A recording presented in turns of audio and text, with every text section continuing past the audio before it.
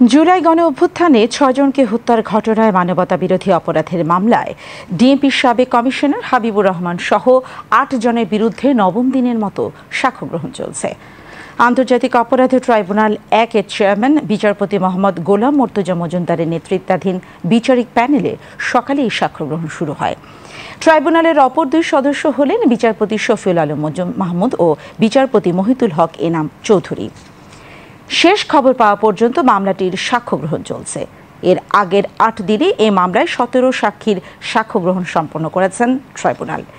এদিকে জুলাই আন্দোলনে কুষ্টিয়ায় সংঘটিত ৬ হত্যা সহ মানবতা বিরোধী অপরাধের মামলায় আওয়ামী লীগ নেতা মাহবুবুল আলম হানিফ সহ ৪ জনের বিরুদ্ধে আজ পৃথক ৩টি মামলার আনুষ্ঠানিক অভিযোগ দাখিল করে প্রসিকিউশন। পরে শুনানি শেষে আগামীকাল আনুষ্ঠানিক অভিযোগ আমলে নেবার আদেশের দিন ধার্য করেন আন্তর্জাতিক অপরাধ ট্রাইব্যুনাল ২।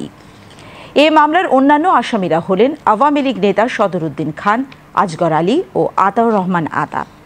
পরে সাংবাদিকদের ব্রিফ করেন চিফ প্রসিকিউটর মোহাম্মদ তাজুল ইসলাম। এ সময় তিনি জানান, মানবতা বিরোধী অপরাধের দায় শীঘ্রই দল হিসেবে আওয়ামী লীগের বিরুদ্ধে তদন্ত শুরু করা হবে। অভিযোগে এনডিএম নামে একটি রাজনৈতিক দল আগেই একটা অভিযোগ দায়ের করেছেন। আমরা সেটার ভিত্তিতে তদন্ত ইনিশিয়েট করছি। সুতরাং বলা যেতে পারে যে এই মুহূর্তে আওয়ামী লীগের বিরুদ্ধে দল হিসাবে আওয়ামী লীগের বিরুদ্ধে অপরাধী সংগঠন হিসাবে তাকে বিচারের মুখোমুখি করার জন্য প্রাথমিক তদন্তের কাজটা আমরা শুরু করতে যাচ্ছি।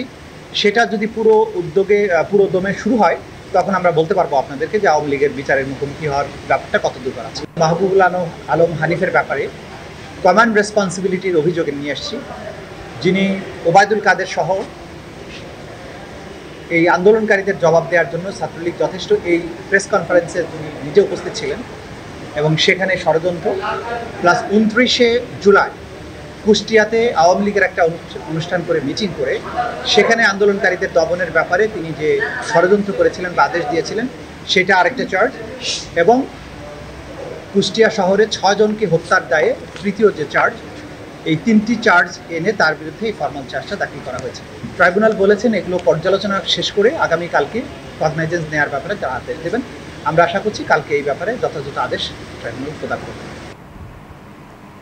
এদিকে জুলাই আন্দোলনে সিরাজগঞ্জে ৩ জন হত্যার ঘটনায় মানবতা বিরোধী অপরাধের অপর এক মামলায় সাবেক সংসদ সদস্য ডক্টর জান্নাত আরা হেনরি, মোহাম্মদ শামীম তালুকদার লাবু এবং মোহাম্মদ আবু মুসাকে গ্রেফতার দেখিয়ে কারাগারে পাঠানোর নির্দেশ দিয়েছেন আন্তর্জাতিক অপরাধ ট্রাইব্যুনাল ১। এর আগে সকালে চানখারপুল হত্যা মামলার ৪ আসামি সহ মোট ১৭ আসামিকে ট্রাইব্যুনালে হাজির করা হয়।